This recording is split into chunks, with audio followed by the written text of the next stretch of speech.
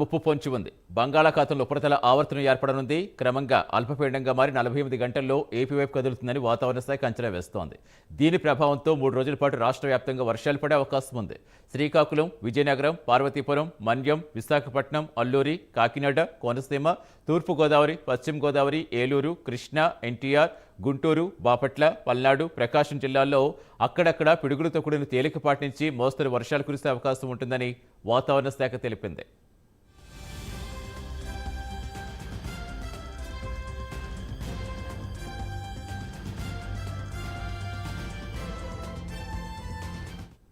Weather updates సంబంధించిన పూర్తి సమాచారం ఇచ్చేందుకు మా కరెస్పాండెంట్ నాయుడు జనవుతారు. Good morning Naidu. ఇంకా ఏ ప్రాంతాలకు ఎక్కువగా ఎఫెక్ట్ ఉంటుందని చెప్తోంది? ఎప్పటి వరకు వర్షాలు కొనసాగే అవకాశం ఉంది?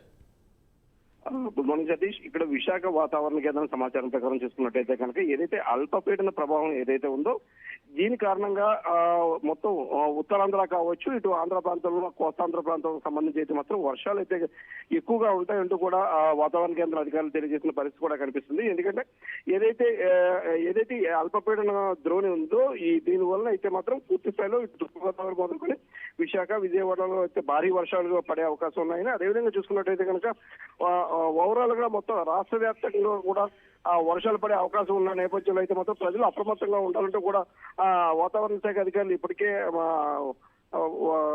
తెలియజేసిన పరిస్థితి కూడా కనిపిస్తుంది. అదే మీకు చూసుకున్నట్టయితే కనుక తూర్పుగోదావరి ప్రాంతానికి సంబంధించినంత వరకు ఓవరాల్ గా తూర్పుగోదావరిలో అయితే ఎక్కువగా వర్షాలు పడే అవకాశం ఉన్న నేపథ్యంలో అయితే మాత్రం ప్రజలు అప్రమత్తంగా ఉండాలంటూ కూడా అధికారులు సూచించిన పరిస్థితి కూడా కనిపిస్తుంది. అదేవిధంగా సముద్రంలో వేటకు వెళ్లే సమయంలో వేటకు వెళ్ళవద్దంటూ కూడా మత్స్యకారులకు అయితే కూడా ఆల్రెడీ ఆదేశాలను కూడా జారీ చేసిన పరిస్థితి కూడా మనకు కనిపిస్తుంది. అదేవిధంగా చూసుకుంటే ఉత్తరాంధ్ర ప్రాంతానికి సంబంధించి ఇటు అల్లూరు సీతారామరాజు జిల్లా డుమ్రిగూడ మండలంలో అయితే మాత్రం భారీగా కొండపోత వర్షం పడిన పరిస్థితి కూడా కనిపిస్తుంది. కేవలం దాంతో పాటుగా ఏదైతే ఇటు ఛత్తీస్గఢ్ ప్రాంతానికి సంబంధించి అంటే ఒడిశా అండ్ ఆంధ్ర బోర్డర్ సంబంధించినంత వరకు ఇటు కుంచిమండ, గోరాపూర్, చాపరాయి గట్లు అయితే భారీగా పొంగుతున్న పరిస్థితి కూడా కనిపిస్తుంది. అంటే ఓవరాల్ గా ఏదైతే ఈ అల్పపీడన ద్రోణి ప్రభావం అయితే మాత్రం ఎక్కువగా ఉంటుందని, దీని ద్వారా అయితే ఓవరాల్ గా భారీగా వర్షాలు పడే అవకాశం ఉన్న నేపథ్యంలో ప్రజలు అప్రమత్తంగా ఉండాలంటూ అధికారులు ఆదేశాలు జారీ చేసిన పరిస్థితి మనకు కనిపిస్తుంది. Satish, thank you Naidu.